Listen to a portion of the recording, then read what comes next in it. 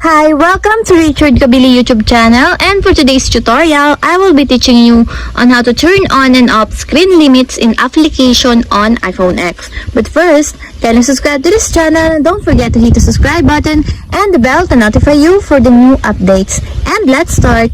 Using your iPhone X from your home screen, first go to Settings.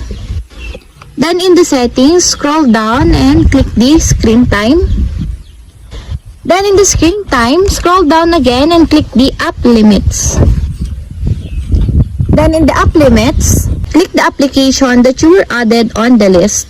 And after that, you will see a switch button on the right side of the app limit. Then all you have to do is click the switch button to turn on. And if you want to turn it off, just click again the switch button.